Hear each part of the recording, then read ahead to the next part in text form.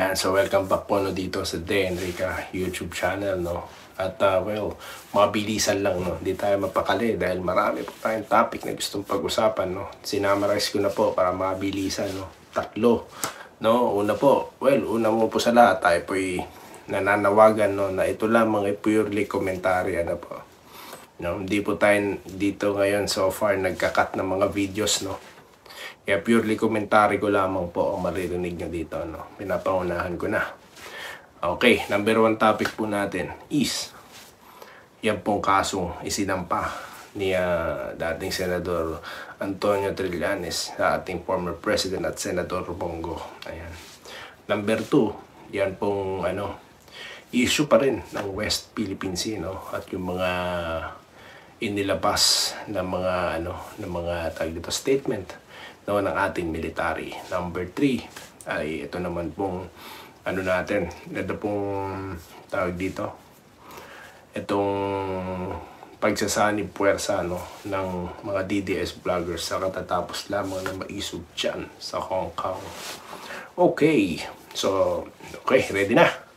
So number 1 po, itong sinampa ni ni Senator Antonio, dating Senador Trillanes sa dating Pangulong Duterte. Bali, hindi pa po tayo nakaka-move on, no? Diyan sa sinampa rin kaso ni Trillanes dito kay Atty. Roque at gayon din dito kay Banat Pai, no? Vlogger. At sinampahan niya ng libel case kung saan yan pong specialty of the house nito po ni Atty. Harry Roque, no? At tanong, may ano bang patutunguhan yan, di ba? Tapos ngayon ito naman pong dating Pangulong Duterte, no, na sinasampahan niya ng kaso, gayon din itong si Senator Bongo, no.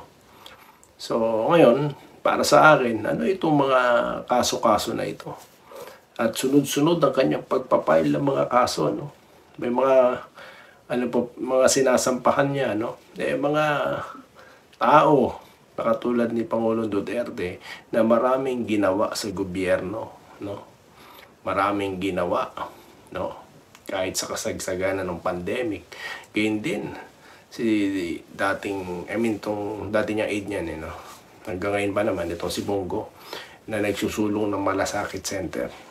Yan ang mga sinasampahan niya. Ano po bang profile nito ni dating Senador Trillanes? Siya lang po naman nagrebelde, no, at nagkudeta dyan sa mga kilalang hotels. At di lang yan, siya rin yung nagsabi, no, na meron daw di umano'y arrest warrant ICC daw, no, arrestuin na daw itong dating Pangulong Duterte, na hanggang ngayon wala naman. So ngayon, kaso naman.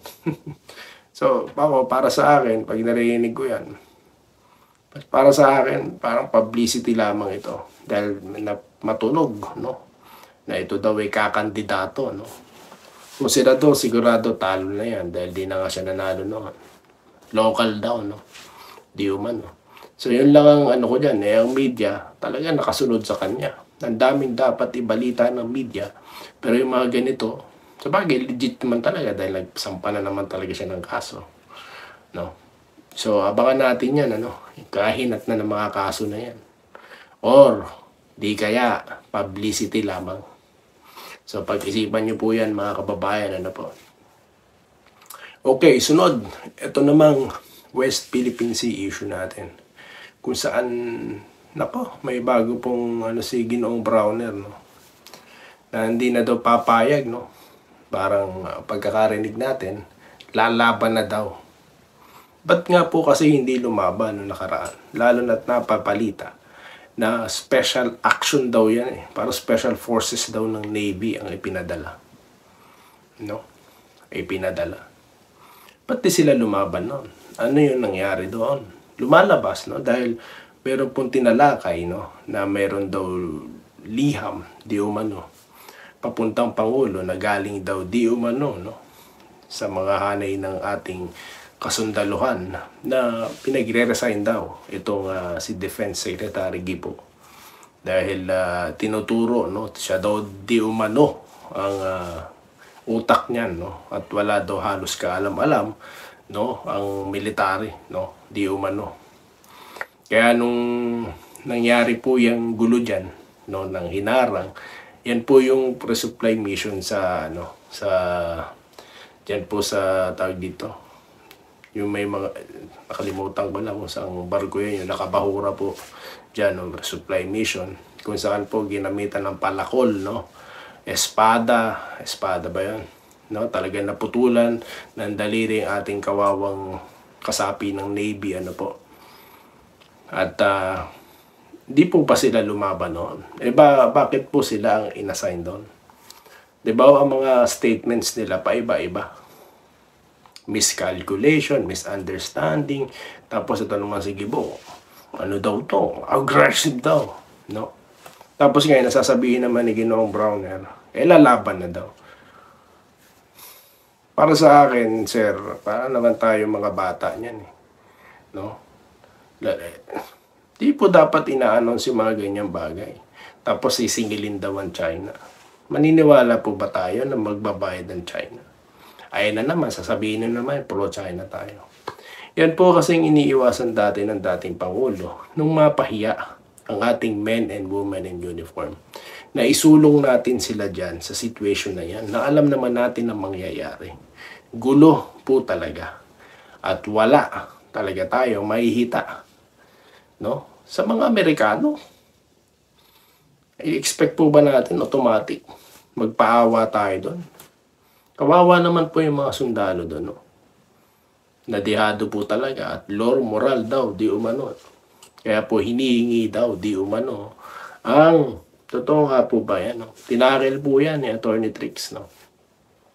At ni Maharlika. Tinalaki. Totoo kaya yan? Well, siguro kung pinalitan ito si Secretary Gibo, that's the confirmation siguro, no? We're going to find out, no?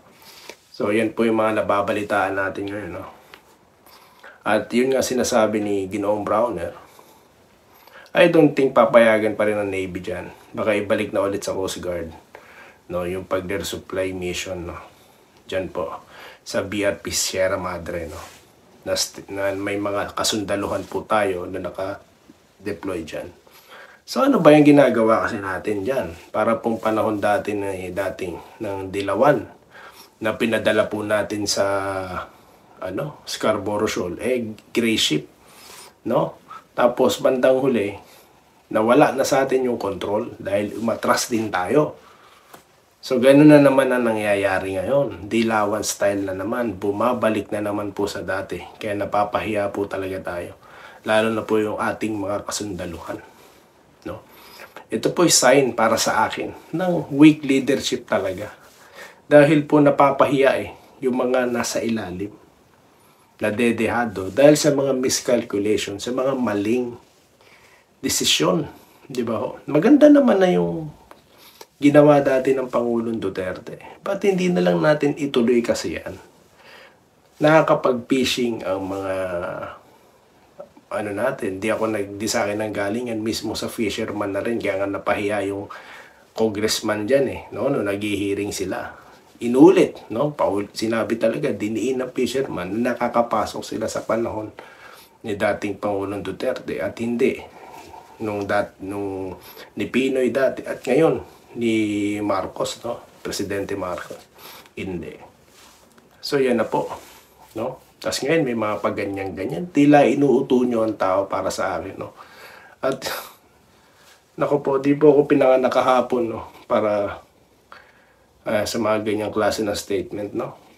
Make it more mature, sir, no? At make it firm, no? Hindi po pa bago-bago, no? Ginagalang ko po kayo bilang men in uniform, ano po. Kayo lamang po ang pag-asa dahil kayo po ang lakas, no? Sandatang lakas ng Pilipinas. Ayan. Okay, sir. Mga sir, ma'am, ano pa ba? Last topic natin yung pagsasanib puwersa ng ating mga vloggers, no? Attorney Trix, si Attorney Harry, no?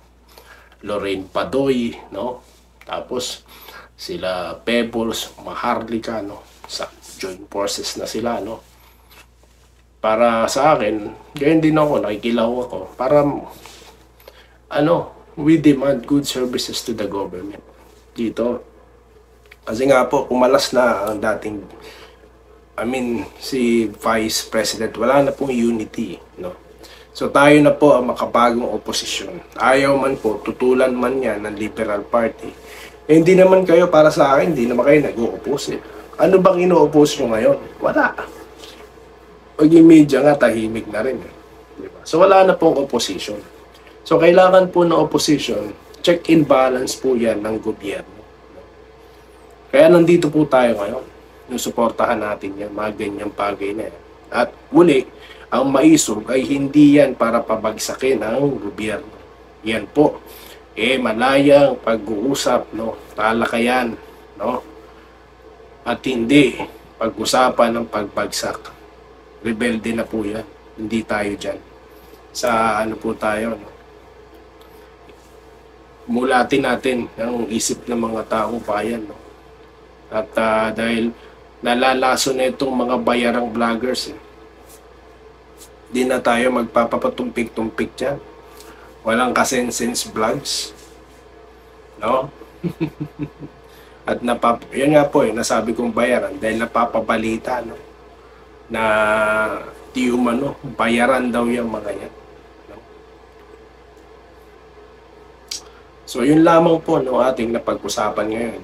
At inaabangan pa po natin ang mga serya ng maisog dahil worldwide na po yan, dahil tila napipigilan po no, sa ating bansa, no? Kaya po gaganapin na lamang kung sa mga bansa na wala pong pipigil, dahil malaya naman po talaga dapat, lalo na sa ating bansa, no? So yun lamang po ang ating napag-usapan ngayon, at tayo po yung magkikita-kita muli sa susunod na content dito lamang po sa DNVika YouTube channel. Muli, maraming salamat po sa inyong pag